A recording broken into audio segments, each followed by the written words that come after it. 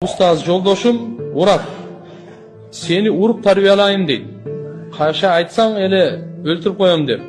Ушул шариатка туура келеби? Алла бар десем, мен өзүм жооп берип алам деп. Урушсак эле мен сенден нааразымын дей берет. Ажылдап кечке деле уруш чыгара бербейм.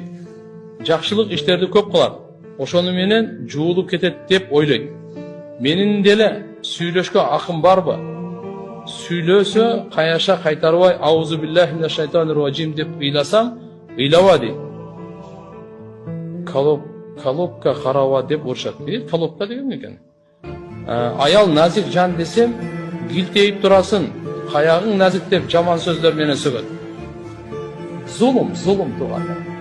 Истаусу бин нисаи хайра.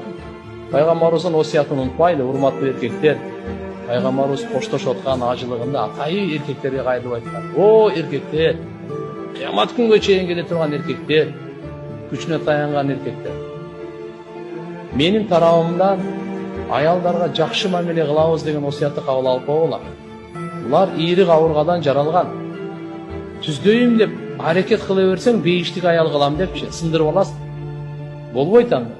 Кыйшыктыгы менен сабыр кылып жашагыла деп пайгамбарыбыз айтып койгон. Ар бир аялда өзүнө жараша кичине кемчилдиги болот. Ошо кемчилдигине сабыр кылып жашоону өткөрүш керек болот. Мына зулумдук, анан жакшы иштерди кылсам эле кечирилип кетет, кечирилбейт. Адамдын укугу бул. 10 мечит салыңыз. 100 суу чыгарыңыз, кудук чыгарыңыз. Бирок аялды урганыңыздын ал күнөөсү менен алар кечирилип кетпейт, билип коюңуз. Таң атчак тең Куран окуп чыгыңыз. 4 ай бериңиз дават, ажылыкка барыңыз. Аялга кылган зулумдугуңуз кечирилбейт. Ал бенденин укугу, ал бөлөк нерсе ал. Ошон үчүн алданып калбайлы да, мындай кылбайлы да.